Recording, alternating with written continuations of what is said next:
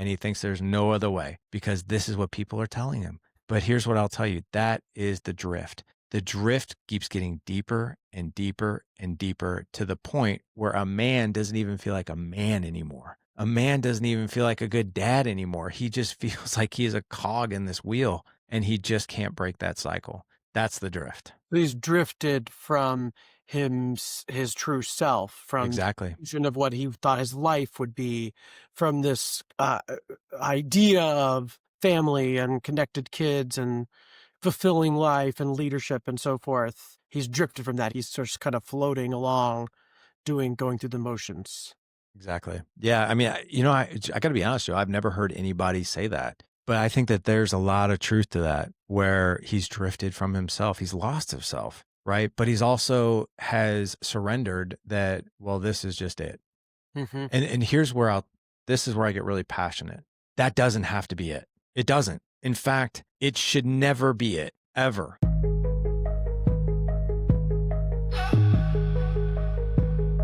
You are listening to Dedicated Joe, the new dad's guide on the upending and transformational experience of becoming a father. We are dedicated. Being a dad isn't hard because we don't care, right? It's hard because we care so much and we often have no idea what we're doing. Well, that's why I'm really excited today to have Larry Hagner. He is the founder of the Dad Edge podcast, which is just one of the OG, longest running dad podcasts out there. And he's a dad to 4 boys. And he spent over a decade talking to men about marriage and fatherhood and leadership and all that stuff we usually keep bottled up. In this episode, we get into his new book and what he calls the drift, which is that slow slide into survival mode where marriage feels transactional and parenting starts to feel like the grind instead of real relationships, and how to transform that into leadership, how we become a leader in our family and the world, especially like emotional leadership, what it looks like to be present, calm, and connected, even when you're still figuring it out. So I'm super grateful for this conversation. A lot of gems here. Let's get into it. Hey, everybody. I have a super special guest today. He's kind of like famous in the dad sphere. Larry Hagner of the Dad Edge. So stoked to have you. When I wanted to create a dad podcast, we looked at like other dad podcasts. It was like, I'll be like that guy. Like, how do I get to be like him? So I told my team. So you're like one of the foundations of our program. And so here about a year in, I was like, I wonder if he'd come on the show. And reached out. He said yes. I was so happy. So he's here. He's got a really cool new book, and I can't wait to dig into this. Welcome. Well, thank you, Joe. It's good to be here, man. And man, if I was part of your inspiration, maybe you can inspire me with my wardrobe, like because I don't nearly have the wardrobe you do, man. Yeah, well, most don't, So, but you've got other things going for you, I'm sure. So, yeah, but I always love to start off with why dad. What made you want to be a dad? I've always wanted to be a dad ever since I was a little guy, and my dad's story though is a bit odd growing up for sure, because it was I had a whole plethora of father figures that kind of came in and out of my life, so it was pretty crazy. But being a dad has, even for when I was little, like I remember, actually, to answer your question very specifically, I remember being 12 years old, had a really bad falling out with my biological father, and I was in a really bad place, and he basically had just parted ways for not the first time, the second time. And I got really angry, really bitter, really sad. And I remember that day, I think it was probably sometime that week. I don't even know if it's the same day. It doesn't really matter. But I remember it was that time that I was like, this will never happen on my watch. I don't think I said it like that when I was 12. I think I just said, I'll never be that kind of dad. That's kind of like what I said. But that was something that really, really stuck with me. I'm like, man, you know what? When I'm going to be a dad, I'm going to do this way different, because I know what this felt like to have it go wrong, right? Go really, really wrong. And not to say that everything went wrong, but a lot of things did go wrong. And I'm like, you know what? I'm going to try to make this as right as I possibly can. I don't know what that looks like, but that was a decision that I made when I was 12. And then when I got married and started having kids, I realized how unequipped I was for that decision. I had the desire, but definitely did not have those skills. But that's what started the journey, was the lack of those skills. and just really honestly, man, just wanting to learn. So like I never started a podcast. I never started a podcast for a following. I never started, social media for a following. In fact, when I did, back in 2015, social media was big, but I think it's like really big now. We're a decade further along, but like I never did it for that. I always did it just for myself. I did it it was like a therapeutic hobby when I first started. And I was just like, man, if I can like learn this, like maybe I'll be better, and that's what the whole journey of the dad edge has been. And to be honest, after doing this for 10 and a half years now, it's still the exact same. Like people ask me all the time, like, dude, when are you going to stop podcasting? I'm like, I don't know. I don't have an end date. I was like, but being on this microphone and learning keeps me really sharp. And without it, I'm probably going to get really dull. So I should probably do this at least for the next 10 years as soon as my 9-year-old's out of here. Wow. Yeah, I mean, I guess you're a dad forever, but like while you're actively parenting. Yeah, so it's a long time, 10 years. You've had like what, 430 something episodes. It's on 1,430, but yeah, 14. Oh my gosh, I didn't even know the that's number. okay. Yeah, over 1,000 videos on YouTube. It's you're a beast for sure. What were some of the big like questions you had when you started? Like what were some of your early episodes? Like, I want to learn this. I think, so when I first started, like I said, my oldest was 9. Now my youngest is 9. And so I had like a 9-year-old, a 7-year-old, and a 2-year-old.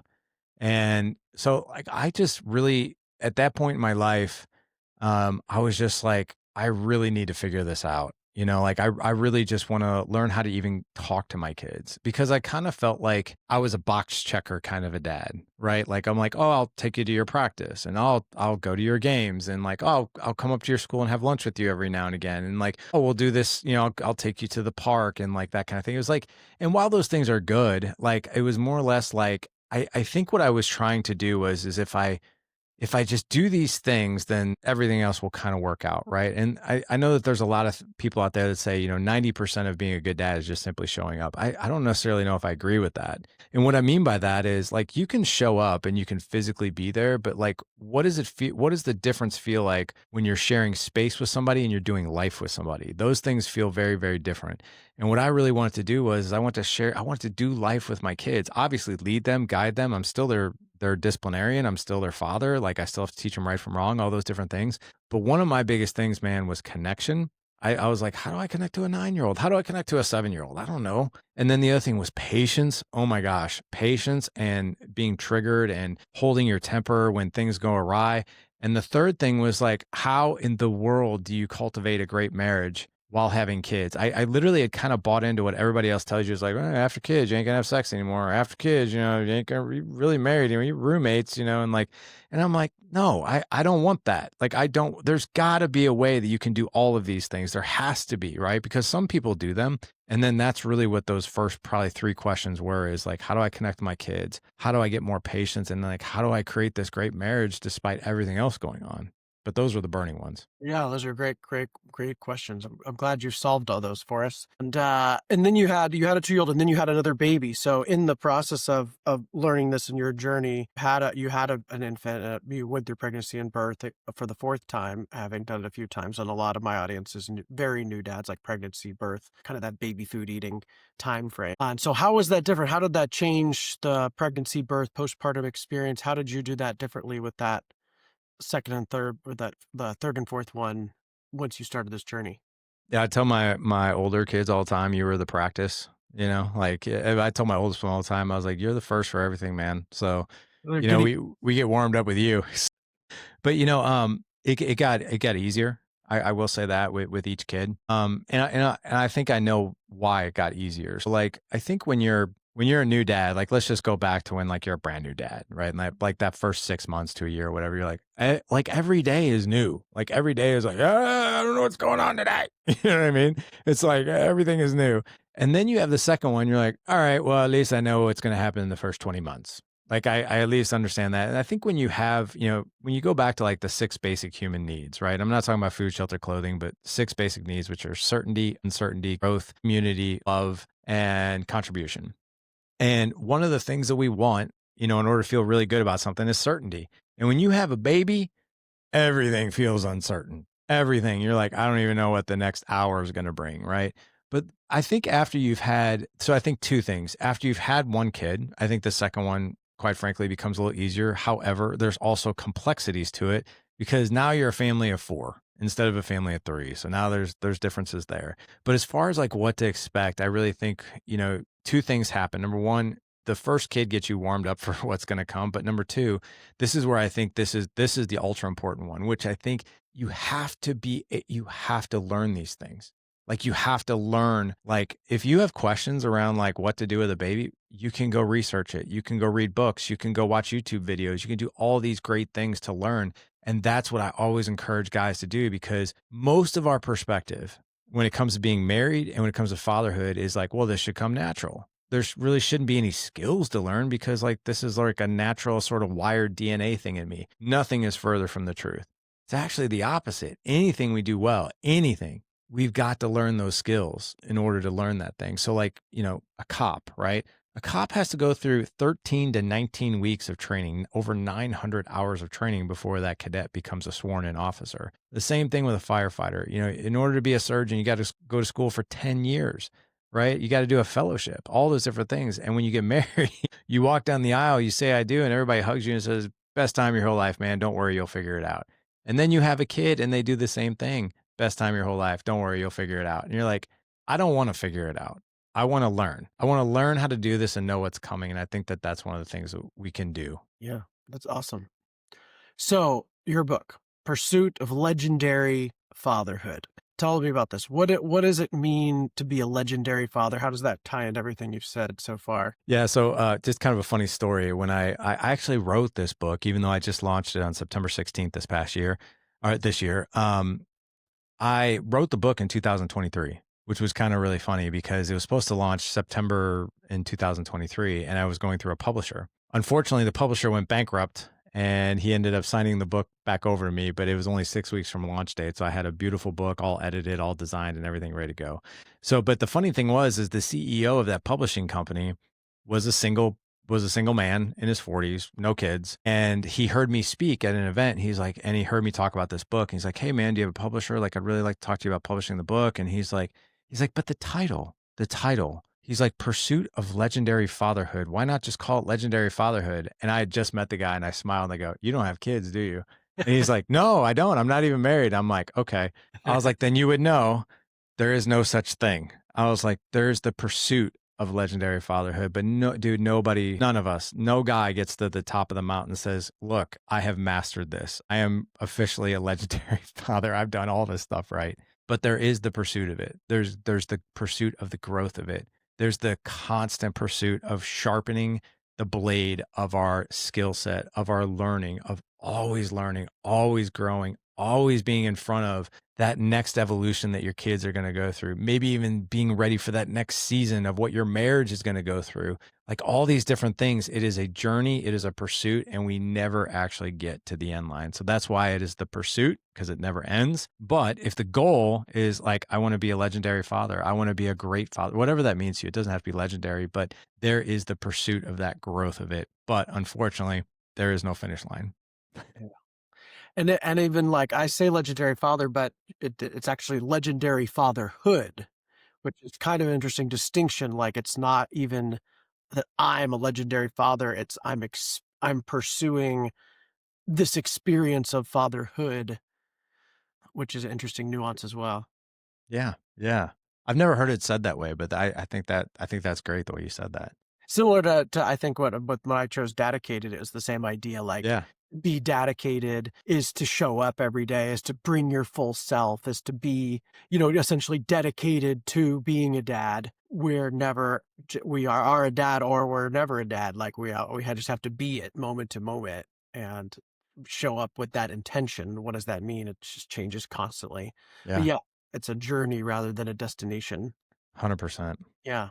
So what are some of the ways we pursue, like what are some of the best practices for pursuing legendary fatherhood? Well, I'll tell you what, why don't we do this? So I'll share with you how the book is broken up and you can pick whatever area you want. It's only broken up into 4 parts. So the first part is called The Drift. And I'm happy to talk about that. In fact, most of the time since I've been on podcast promoting the book, people are really intrigued and they really want to know about that one. So there's a part in there called The Drift. Then we move on to husband. Then we move on to father and then leader. So those are the 4 parts and how it's broken up because Those are these like the drift is a A state of being? Yeah. So you want me to just describe it to you Yeah, and you tell can, me other tricks. yeah. Everybody loves to hear about it, so So how long you been podcasting for, by the way, Joe? like less than a year, like Okay. almost Less now. perfect. I think January is my first one, so Perfect. Because I was podcasting for about a year when I hired one of the best mentors I've ever had. His name's Aaron Walker.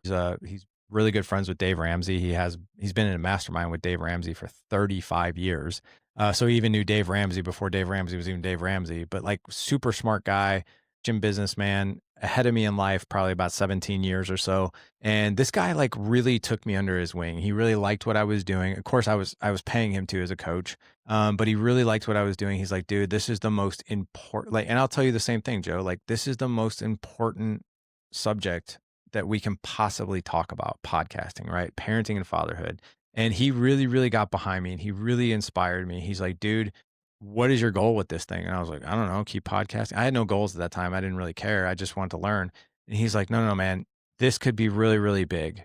It could be really big if you do it right. He goes, you need to speak to an avatar. And I was like, what do you mean? I didn't even know what an avatar was. I was like the movie? He's like, no.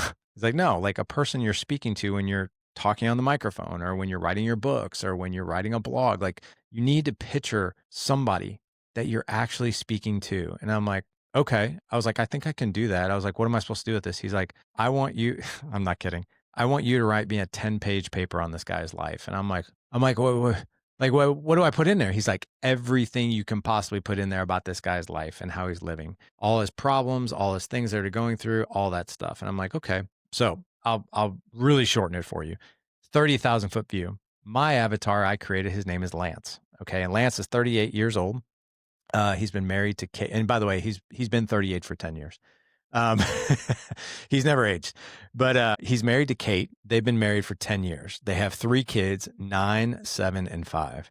And, Lance loves Kate, right? And he goes to a job every single day that, quite frankly, he doesn't really like, but it pays the bills. It doesn't make a whole lot of money, but it pays the bills. They're not living paycheck to paycheck. They're comfortable, but it's not really what he ever really intended or see himself doing. It's like a white collar job, but feels like in a way he's kind of like selling his soul. And if you look at stats, 82% of men go to a job every single day that they either despise or dislike to some degree. So like 8 out of 10 dudes go to a job that they don't like. So that's Lance's like 8 to 10 hours a day. So he's in this job where he kind of feels like it's sucking his soul. At the same time, he's like, I'm working a job and I don't get to see my family nearly as much. But also, this allows Kate to stay home. The kids are at home, everybody's fed. I guess I'll keep doing it. So then after he leaves this job where he feels like it's kind of sucking his soul, he goes home to kids and a family that he just doesn't feel like he can quite connect with the way that he wants to. Struggles with patience with his kids, yells at them. He's in his head a lot. He was just like, man, I just want to connect with these kids. I just want this to be fun. Why is it not fun? Then he goes to Kate and his marriage feels like roommates. They get along. They're friends. They co-parent. They don't really have sex anymore. They're friendly with each other. They sleep in the same bed. Very little date nights.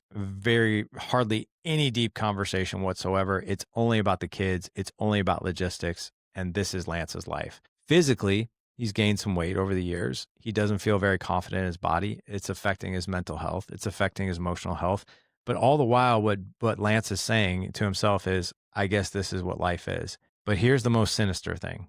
And this is the last part. Lance's friends, right? The guys that he hangs out with. When Lance gets brave enough to be like, he'll go out and have beers or whatever with his guys, and he'll be like, and the moment that he opens up and becomes authentic, and he's like, guys, I'm not sure if I understand what is happening in my life because I want more. I don't like my job. I want a marriage on fire with my wife. We barely have sex. We hardly ever talk. Like we're barely going out on date nights. My kids drive me crazy. All I want is just peace. And his friends look at him and they say, dude, grow a set of balls, put your pants on. Nobody likes their job, Lance. Just put your head down and fucking do it, man.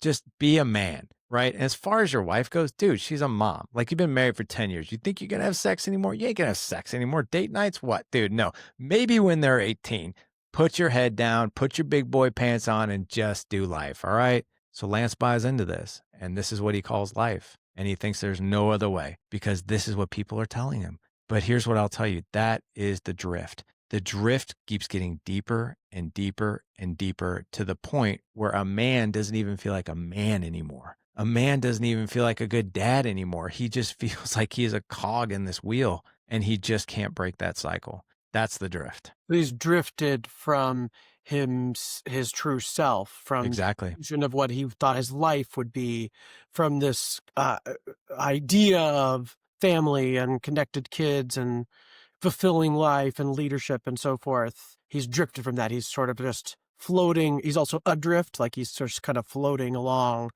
going through the motions. Exactly. Yeah. I mean, I got to be honest with you. I've never heard anybody say that, but I think that there's a lot of truth to that where he's drifted from himself. He's lost himself. Right. But he's also has surrendered that, well, this is just it. Hmm. And this is where I get really passionate. That doesn't have to be it. It doesn't. In fact, it should never be it ever. So the first part of the book is disrupting that drift, Yeah. right? I can see where that starts during that first year postpartum. Like, I can see where, you get into survival mode. Like, I'm just trying to, like, get through this sleepless night, and, like, my wife is, a little crazy, and I'm trying to deal with her. I'm trying to work and bring home money, but nobody's sleeping, and the baby is this, and the wife's this, and it's never enough, and you just get into this, like, grin and bear it, white knuckle thing, and which also leads to, like, a victim consciousness, like, "Oh my god, why does it have to be so hard? Why can I say, why is the baby crying again? I can't believe my wife wants this for me."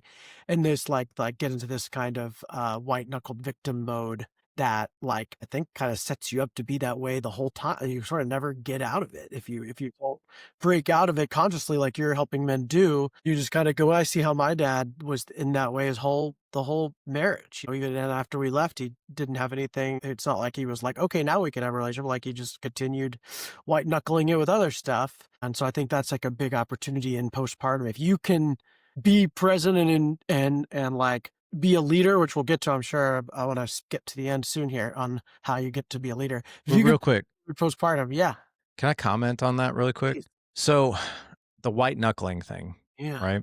I want to talk about this just for a second because men will wear that as a badge of nobility and honor. Look how much I'm destroying myself. Look how much I'm running myself into the ground. Look at how hard I'm working. And here's the news flash. Nobody wants that version of you and your family. Nobody. They want the calm, peaceful, happy, playful, confident dad and husband. They do not want you fried and overwhelmed and burnt out of your mind for the sake of sacrificing yourself on the sacrificial sword for everybody else. They don't want you to do that. They want you, all of you, and all of your potential. That is what your family is cheering for. Like, if you could hear the internal probably mindset of your kids and your wife, come on, let's step up. We got this. We know you're better than this. That is what they're saying. They don't want you working yourself into the ground to where you're a shell of a man, right?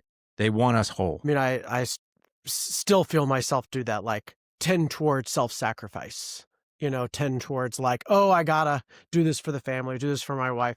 And, like, it's not both my parents, that was, like, what they believed parenting was, like, giving up your whole self Yeah. for the family, and they both were martyrs, and they both ended up resentful and unhappy, and then they taught us to do that and be resentful and unhappy, and now I'm trying to, like, "Oh, I have everything I could ever want in my life and can't enjoy it because I was never taught." I was just, like, looking for the next thing to overcome or to survive, and I'm like, "No, I wanna enjoy this now. I've won. I've won the war. I'm here." And, like, I couldn't do it, and that was when I was like, "Oh, man, I have a whole new way of being to learn here around feeling joy, feeling connected, feeling present," which also meant feeling sad, feeling angry, all these emotions that I've been very adamant that my daughter should know how to feel and learn. That was been very committed to that, but I'm just sort of beginning my own emotional journey, Yeah. which I think you talk a lot about emotions and feelings. It's something that men aren't taught, but as dads, we're like, it's the only, like, hey, if we're gonna have enjoy our kids, that's a feeling. So we have to be able to feel them. But, like, there's such a huge range. So how did you come to that realization of your own feelings, and how do you do that day to day and with the dads you support? So I think, this topic of feelings, used to like I kind of used to like in a way like before I was educated on it, I kind of like roll my eyes with it. I'm like, feelings, right? So important. So important. The emotional IQ of a dad, if we can increase that, if we can have high emotional IQ, man, we can really, really set ourselves apart from other dads out there. So like just because you understand and you're aware of the emotional state of your kids or even the emotional state of yourself and how to interpret those things, that will make you a way more confident and uncommon dad. So it'll make you a better leader. So like let me explain. Most of the time, men feel emotions, obviously, right? But we usually relate to anger more than anything, right? Anger, right? But anger is not a primary emotion. It's a secondary emotion. So therefore, we need to feel something first before we're angry. Usually it's fear, usually it's sadness, usually it's overwhelm, something like that, but then we get angry. But then we really latch into that anger and we're like, "Well, I'm just an angry person." No, you're really not. What you are is you're an emotional being. I think that this will really help men, I think, do away with like, well, feelings, they don't really matter. No, they do matter. But here's the good news. We like to label emotions like anger, sadness, depression, overwhelm Mhm. as bad. Yeah. Like those are bad.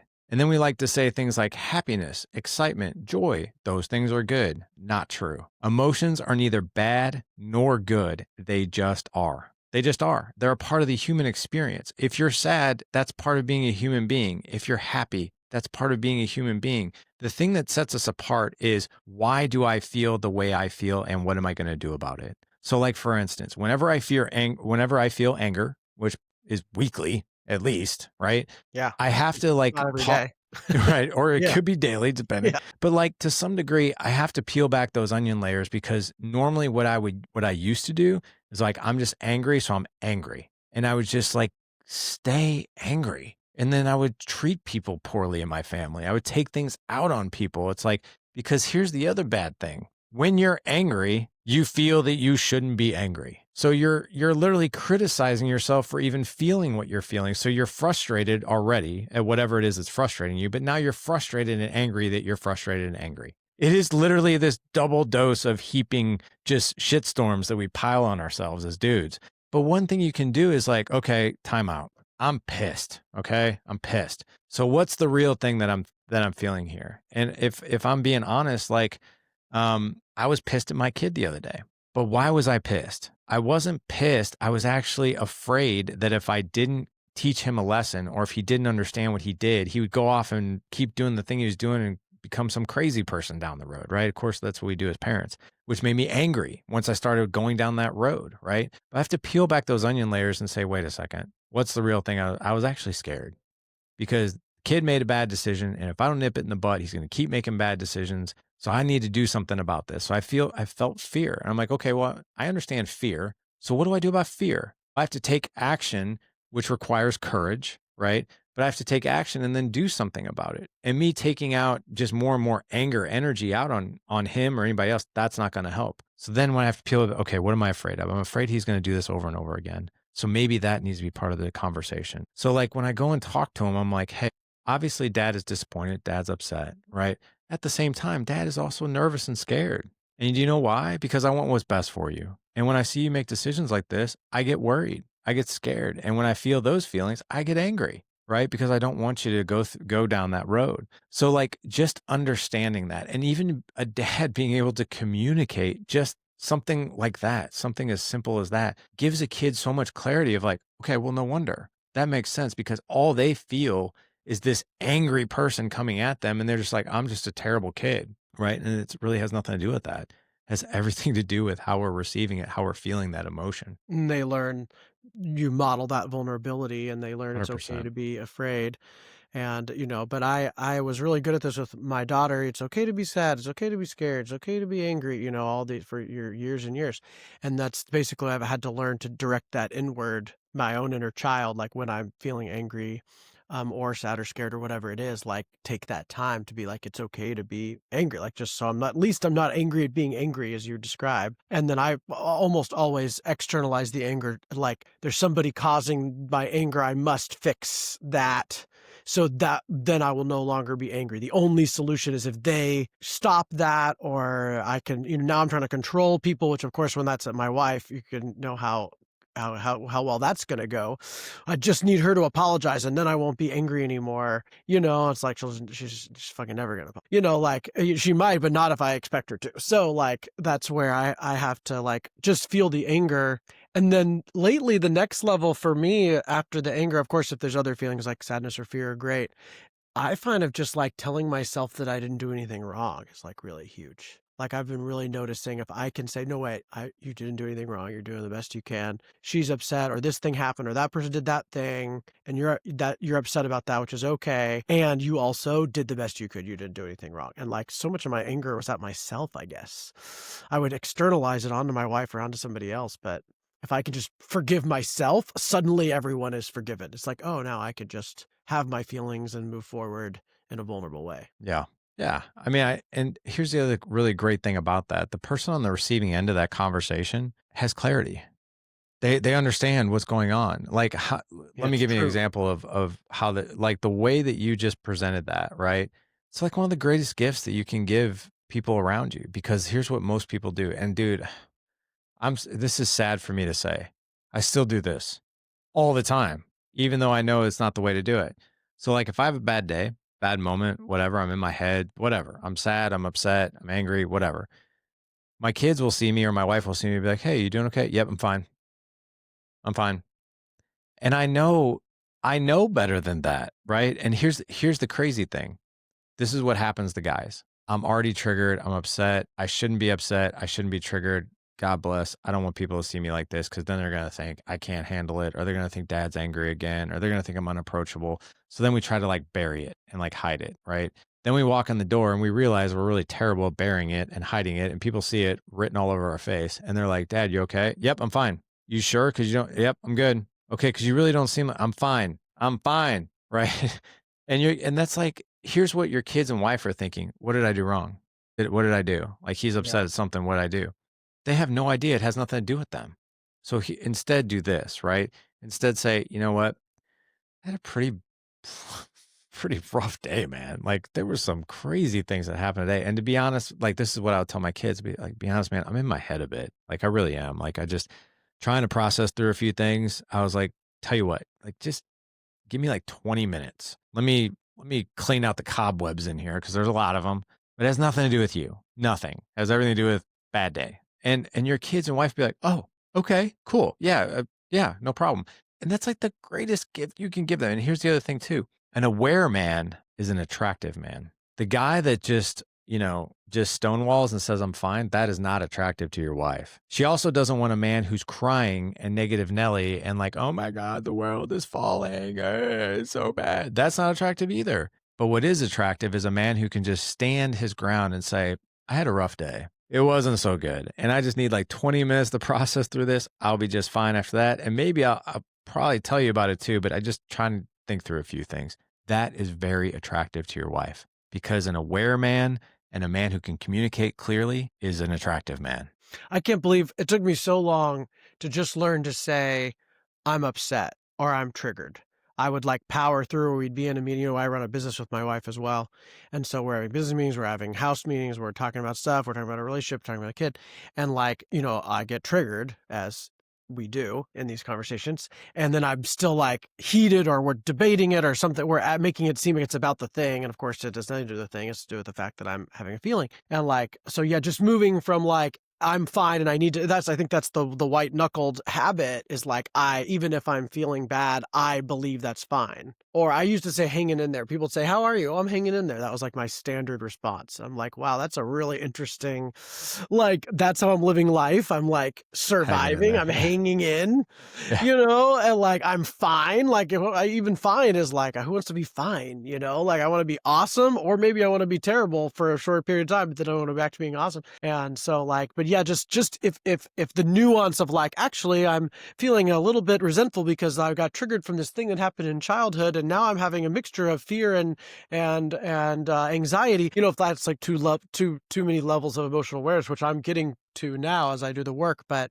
like just saying like, I'm actually kind of upset right now," or even saying, because that's what for our daughter, like, "Are you having feelings?"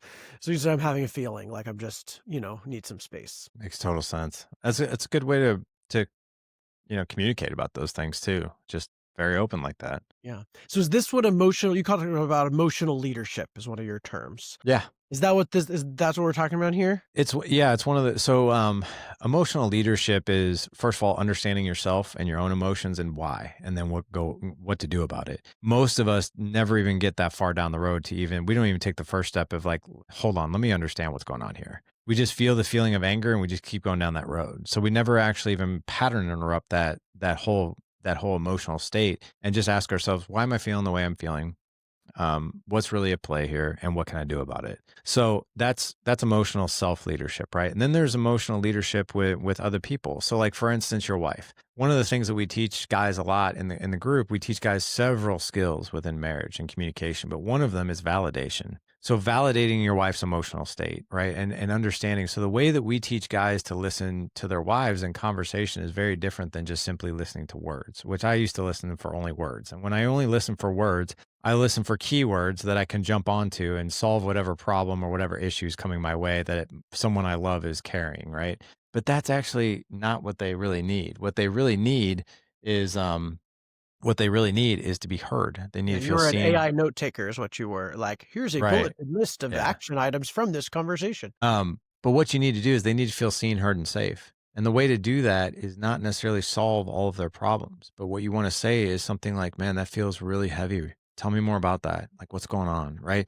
So when you say something like that feels really frustrating, or my gosh, that has got to be so infuriating. Like, tell me more about that. I'm not solving a thing. I'm actually labeling what I think that they're feeling, which seen, heard, safe. When people understand that you understand them, they feel safe and they're going to tell you more. I don't have to solve any problems unless they want me to, and they'll ask or I'll ask if I need clarity. But really, what I'm after is for them to talk and for me to create space. That's all I'm really after, and to keep validating what it is that they're feeling. And then if they're keeping talking and I feel like they might need support, I'll be like, like I want to be the best for you right now. Like this is what I'll say. I want to be the best I can possibly be for you right now, and I can tell you, things are heavy right now. So if you want me to keep listening, all day long, I'm here for you. If you want to talk about solving this or you want to talk solutions, I'm good with that too. But it's your call. Like I don't want to start throwing advice your way unless you want it. And my kids will and my wife will tell me, they'll be like, I just need you to listen. Great. Gave me exactly what I need to do. And then they'll be like, I really need some help solving this. Perfect. We'll do that too. But it's really checking in and understanding, what do they need? Not do I want to give, but what do they need? But like I said, the validation thing, it's actually less work, because while the other person's talking, what we're usually doing is we're trying to figure out how to solve whatever dilemma that they have. We're not even really listening. Trust me, they know we're not listening. They can tell the wheels are moving, right? So when they're talking and you're trying to understand what somebody feels, it actually makes you a better listener when you're trying to understand what they feel, because you're like, what are they feeling? What are they feeling? What does their voice sound like? What are the words they're using? Like, what's happening here? Right. And as soon as you say that out loud, like, man, that sounds really frustrating. Tell me more about that. There have been MRIs that they've done that they've shown people's brain waves that when they're validated and they get space like that, their nervous system calms down and they want to keep talking to you because they feel safe. That's what we're really after. Because the more that we start to go back and forth with like how to solve this or tamp down those negative feelings that we don't want to deal with, the more their anxiety goes up. Mhm. Yeah, I realized that it was, I was making it about me. Like, when they were upset about something, I go into, "Okay, how did I cause this? Why am I responsible for this? How do I fix this?" It's suddenly all that checklist is like, "What are my action items? How do I get out of any kind of blame for this? And, like, how do I make sure you never feel this again?" As if it's all my responsibility. And, like, that just creates more of that kind of white knuckled, like, now I have another job. Now I'm responsible for my wife's feelings too. And now I'm responsible for her coworker being mad. Somehow now I have to take that on. Like, she didn't want me to take that on. Like, that's that habit of taking it on. And I think there's no better teacher for this than a toddler. Like the toddler, The story I love is when my daughter had a meltdown that she couldn't touch the moon. Huge meltdown. "I don't wanna touch the moon." And, like, it was such a good example for me of, like, obviously, there's absolutely nothing I can do to help her touch the moon. All I can do is be like, "That's really sad that you're really sad that you can't touch the moon. I hear you, it's frustrating. Maybe someday you'll be an astronaut, you can go to the moon, but that's not today." And I get it. And, like, maybe you could touch a drawing of the moon, but, like, still, it's really sad. And so, like, I think as men who have toddlers or are yet to have toddlers, this is a great place to practice. When your wife brings you is super upset or angry, just see her inner toddler who wants to touch the moon, even if she's mad at you, because, like, in the end, that's all she wants. She just wants to be heard, just like your toddler wanted to be heard. Yep. And then that is pathway to hearing your own inner toddler and your own feelings. So That's true, man. emotional leadership, I guess, is what we Yeah. call Emotional that. Yeah, leadership. yeah. What's hard about that for you today? Where do you still struggle with emotional Exactly what leadership? I told you. Like, so like Yeah, self-emotional yeah, leadership is actually refined, harder for me. right, refined I stuff. I could actually do Yeah, the external emotional leadership better than my own, which is kind of weird because like I still get caught up in my own like tendencies and habits and stuff like that but even though like sometimes I even like there are times even like this past weekend where I had like this like moment in time where I was like super pissed, like it wasn't like crazy. I wasn't causing a scene, but I was pissed and my family knew it. And I was like, I could watch this whole thing unfold and I'm like, you're doing everything wrong. You're like literally doing the opposite of what you teach right now. And it was almost like I couldn't even stop myself. And I'm like, how does this happen? And then of course you recalibrate and be like, hey guys, sorry. I was totally in my head being a total dumbass. I'm sorry. I was like, but here's what was going on, but like, yeah, sometimes you just, even when you know better, you don't do better. yeah. Yeah, and you talk a lot about the marriage relationship, Yeah. which is so key to being a good dad, is being a good husband, and the partnership we have with I think you talk called a legendary marriage, which in the book you say a husband is one of the roles. So tell me how to do that. How do I pursue a legendary marriage? So that's a big question. And so, first of all, let's talk about some stats, okay? Because I think this will probably bring some clarity to people. Everybody knows that the divorce rate in the US is about 50%. So that's no secret. What a lot of people don't know are statistics about people that stay married. And they've done studies on this. I think Gottman did a study on this, John Gottman. And what he found is doing several different surveys and literally researching thousands of married couples over 40 years. He learned this, which is the couples that stay together are actually divided up into three separate camps. And here's the crazy thing, they're kind of equal. So these camps, like I feel like Anchorman every time I share these numbers, but like let's talk about the 50% that stay together. Mhm. Okay. Okay. That camp is divided up actually equally into couples of one third, one third, and one third. So, like, we'll talk about the first one third. The first one third of couples who get married can actually identify their relationship as working. Like, man, this marriage is great. I love her. She loves me.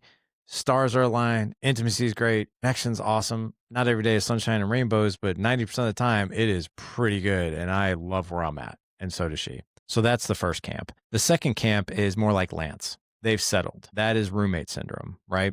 Roommate syndrome is exactly what Lance's life is. It's like all the high level conversations. It's very little intimacy. We're still friends. We're still co-parenting. We're still very civil to each other. No one's really going anywhere.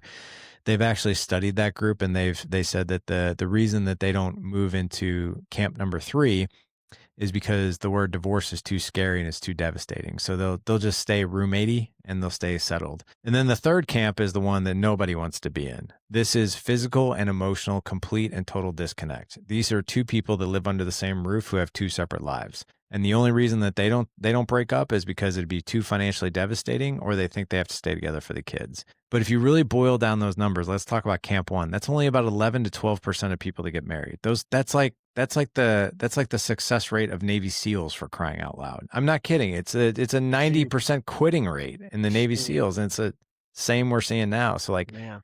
90% of couples that walk down the aisle don't have the marriage that they want. So, but I think the biggest problem is our perception of it. Like, so our perception is, well, I love her, she loves me. We're good, right? Like we're good. Like we'll figure it out. That's like somebody saying they love jujitsu.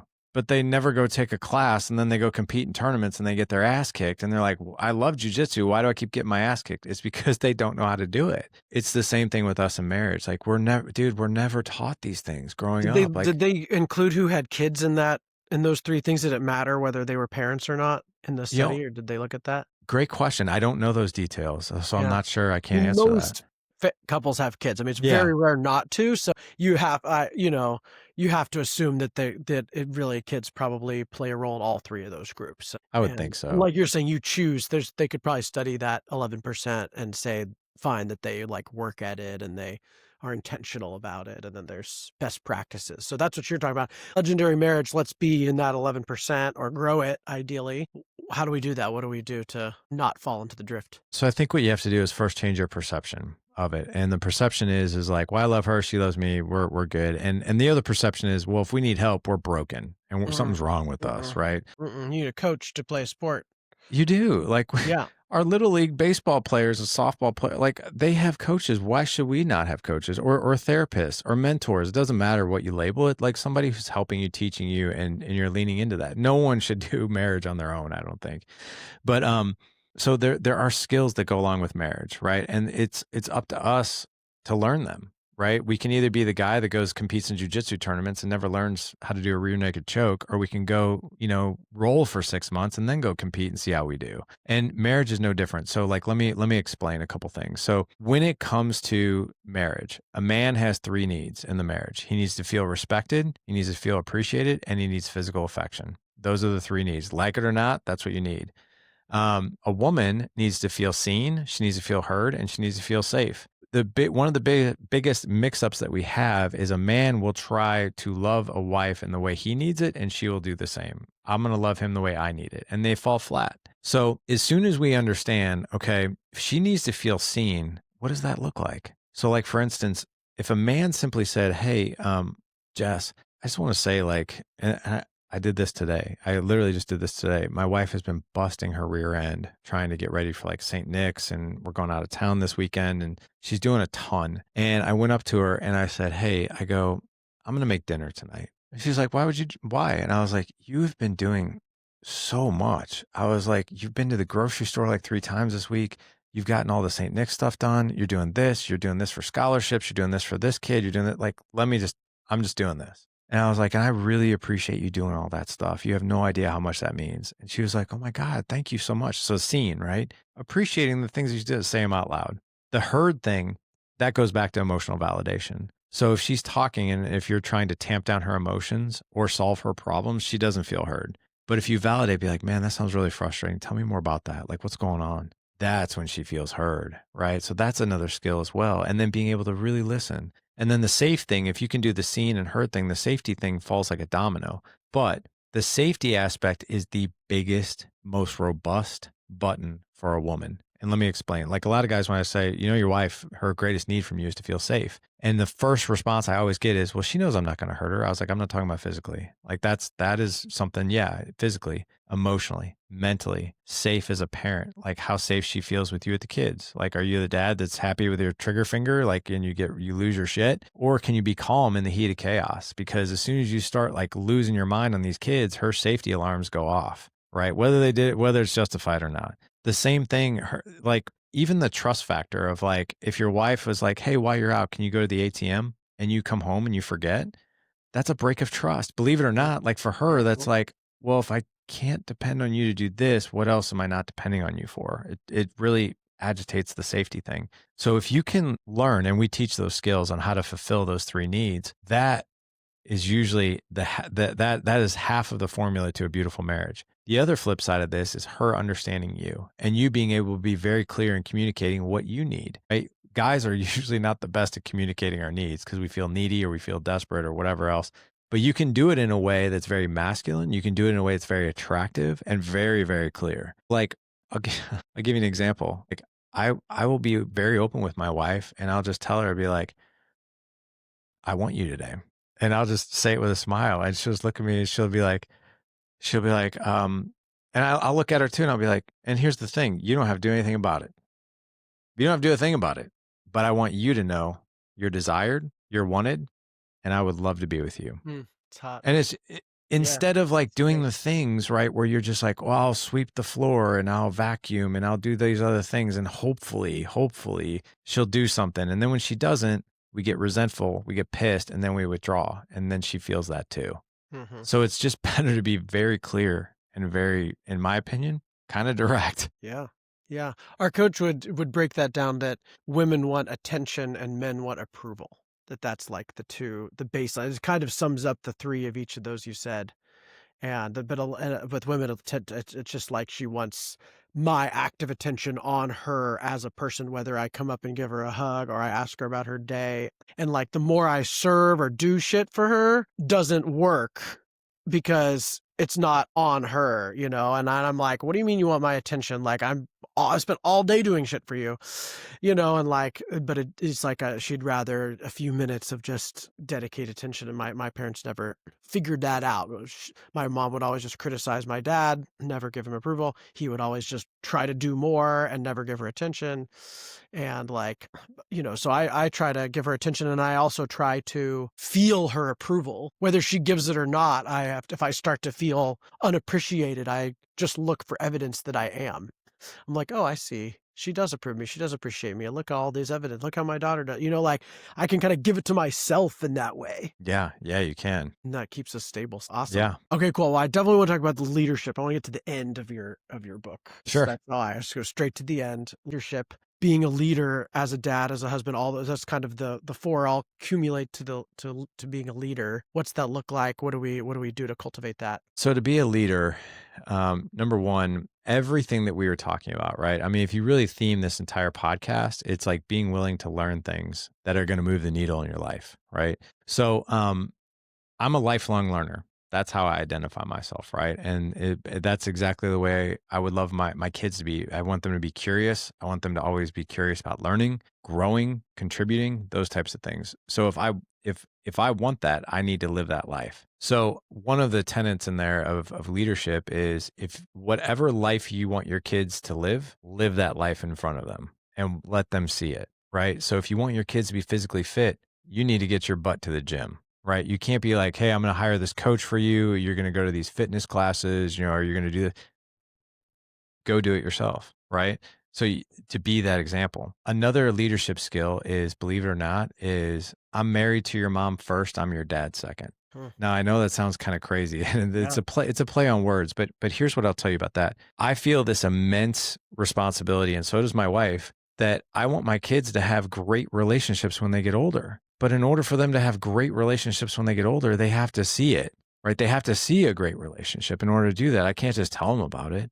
So if you really think about it, like one of the leadership skills that we can teach our kids is relationship excellence, right? Relationship dynamic excellence, right? And that is, how do we talk to each other? How do we appreciate each other? How do we come to conversations? How do we conflict resolute, right? Even conflict resolution. How do we do that really, really well? We're actually more connected after a conflict than we were before, because you can do those things. So it's really, I feel this tremendous responsibility to show my kids, this is how you love a woman. This is how you make her feel seen. This is how you make her feel heard. This is how you make her feel safe, right? It's like these micro interactions that they see all the time. My wife feels this tremendous responsibility to be like, oh, I'm going to make you feel respected. I'm going to make you feel appreciated. I'm going to be physically affectionate with you. All of these things, because my wife does not want these teenage girls coming around treating my sons terribly, to where the standard that she has set for how a man should be treated is way up here and it's not down here, right? So the leadership aspect is like, if we want our kids to live an extraordinary life, then we have to show them what that looks like through example, right? But yeah, that's just a couple of them. Yeah. I talk to so many men that would listen to all this, and then they would say, yeah, I do all that, but then my wife won't give me physical affection, or she won't match me there, or like, they want to find some way that their wife won't meet them. And that they're the problem. And like, to me, I want to do a whole episode on victim consciousness, because it's like sort of the opposite of leader is victim, and if you're trying to be a leader and yet you are waiting around for someone else to show up, you're by you're by definition not leading, like you're waiting around for someone else to lead. And so I just like my experience with women and the dads in my life is like if we go first, if we lead that, if we show her the things you said, if we give her safety, we give her that attention, that space, she will naturally want to be physically affectionate. She will return that and probably tenfold. That's my experience with my wife. I give her like an easiest bit of attention. I get like all this back, like, but I have to go first, which can feel annoying sometimes because it's like, why can't she just go first? But it's like, man, how cool that if I have that power, if I lead, if I take that step and go first, she's gonna like turn on and open up and create this, like, that's amazing power I have. I would never want to be stuck waiting around for someone else to go. And that's, I think, a huge part of becoming a dad is going first with our families, our kids, partners. Yeah, we have to. And I think you really talk about the victim mindset, and I think the theme of reciprocity. Mm. Can I talk to that for 1 second? Yeah. Yeah. So, there's a lot of guys. You kind of alluded to something there that I think a lot of guys really sort of grab onto, but they don't really understand it. And I did not understand this either. Oh my gosh, until probably years and years ago. But this whole thing of reciprocity, right? So like, well, if I do this, then I'll get this, right? If I do A, she'll do B. No, Transactional. Yeah. yeah, no. Commerce.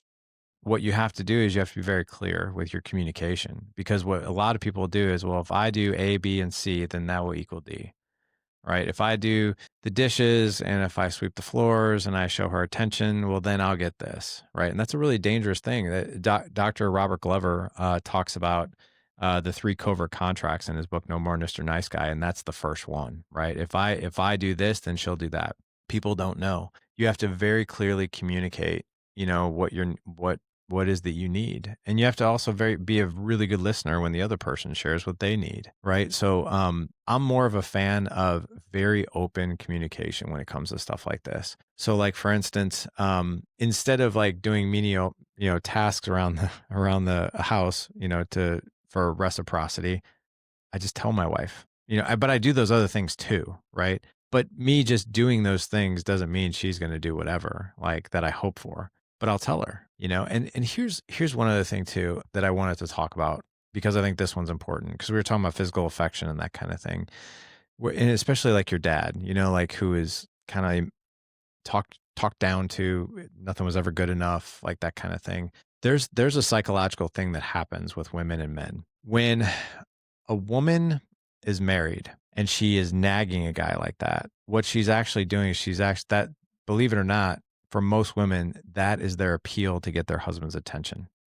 They're not trying to like piss him off, but they're like, I need your attention. I need you here. I need you to step up or whatever. And it comes across very disrespectful. Yes. It does. Makes us want to withdraw, like, because we want approval. And so it's like, it's this vicious cycle. And then we withdraw more, so she nags more. And Yeah. And the dynamic is that our wives view us as a man child in that scenario. And that's where it I think it falls flat. But so like, part of feeling safe, they have to poke us to see if we fall over. yeah. If we fall over, then they're not safe. So they're sort of testing safety by poking us like that, which is Right. like hard to see and be like, be a victim to why are they torturing me? When actually it's like, no, that's they believe you're safe. They believe you could take it. It's a compliment. Yeah, not really received well, but yeah, you're right. Very hard to see. Yeah. Very hard to see, but the physical affection thing. Let me talk about that for a second, because this is something that really, really just infiltrates marriages. Most of the time, 70% of the time, the guy is the higher driver, right? Physical. But let's talk about what that really means. Does it mean that a guy wants to just get his rocks off? No. You talk to most men, why do you want to have sex with your wife? The getting your rocks off is always last. They're like, I want to connect with her. I want to love her. I want her to love me. Like these guys, like sex and physical affection for us is like oxygen in our lungs. That's one of the ways that we receive and give love in the most vulnerable way a man can, right? Yeah. We want to be wanted, right? We want that approval, that it's our ultimate approval. If a woman wants us sexually, that means we're whole and attractive. Yeah. Yeah. And dude, here's the crazy thing, right? Sometimes, shockingly, just knowing that she desires you is enough. I mean, there have been times where like I'll tell my wife like, hey, like I'm in the mood or whatever. Like I don't say it like that, but like, where she'll know I'm in the mood and she'll say something like, hey, like tonight is a little tough for me because I'm exhausted or like whatever. She's like, but you look really good and I got it tomorrow if you want to go tomorrow. I'm like, okay, that's cool. So like, but like being open like that. But here's what I think. I don't know if there's any women that listen to your show or if Yeah. maybe guys want to share this, but Yeah, like lots this of them. is okay.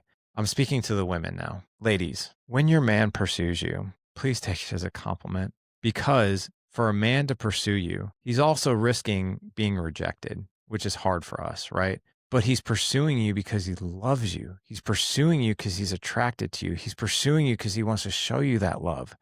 And why would he go anywhere else? He's not going to porn. He's not going to another woman. He's coming to you, right? Which is a huge compliment. And I know a lot of women out there. I understand the dynamic of like they need to be emotionally connected first. Well, so do we too.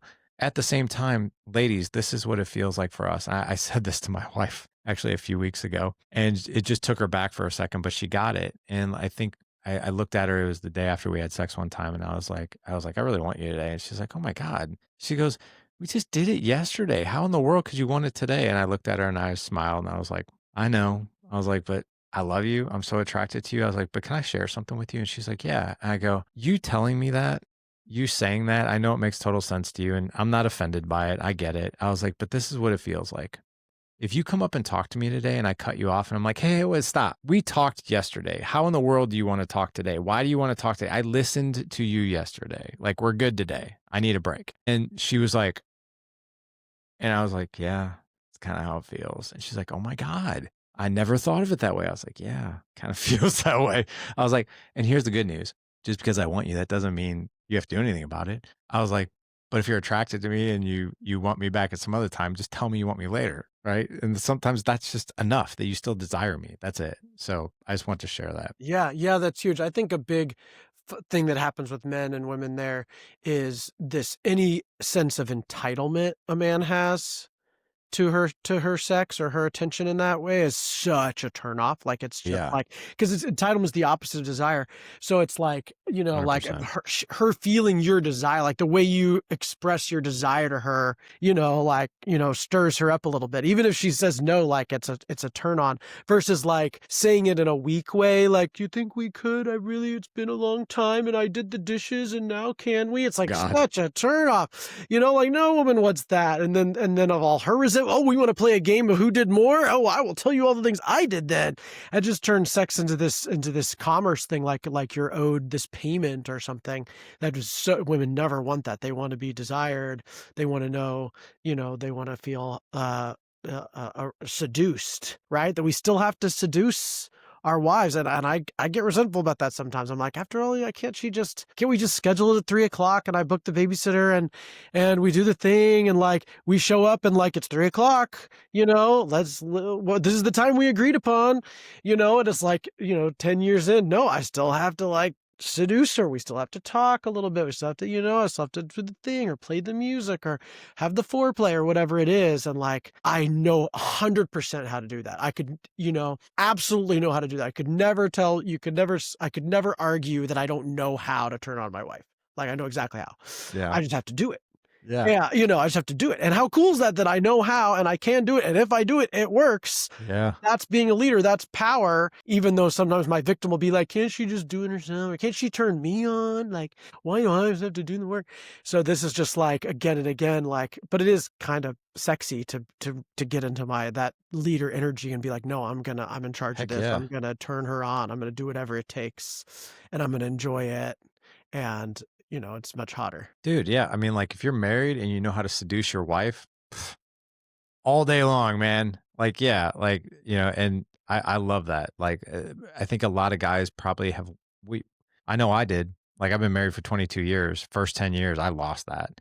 I was your typical guy that like I would justify just like you, like, or just not like you, but like the example that you use with like, oh, I did the dishes, I did this. And like, and then when I didn't get it, I'd pout, which was, that's like the anti-boner for a woman. Like, literally, it is the antithesis of a turn on. It does not work, right? So, yeah, I agree It with you, shows man. her that you were from entitlement all along. Yeah. Right? So Yeah. if she says no and you're like, "Okay, I'll take that. I'm gonna ask you again tomorrow." You know, like that then that's like the next time you ask, she'll know. But sometimes that's a test too. The no is a test. Like, how are you gonna Yeah. be? Am I safe? Or, like, are you gonna pout? Are you gonna be weak? And like how a man hears no to that is also really a powerful leadership opportunity. Whether it's to be vulnerable and say, I'm really disappointed about that, or whether it's, strong and say like, okay, I'm gonna ask you again tomorrow. I'm gonna ask you every day until whatever it is, like, to be hot in that way. So yeah, that's great. Well, this is super great. You have so much wisdom.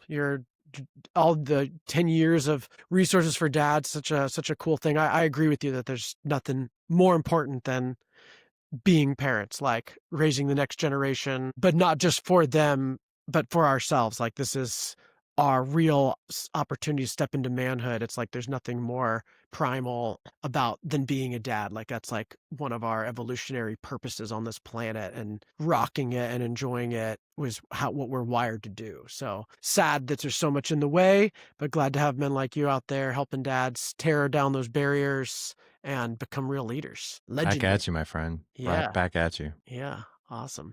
Well, thanks so much. We'll put all the links to your stuff in the show notes, your awesome book and your channels and everything, so people can learn more about you, and look forward to see where it goes. Sounds great, my friend. All I right. appreciate you having me on. Stay legendary and stay dedicated. There you go.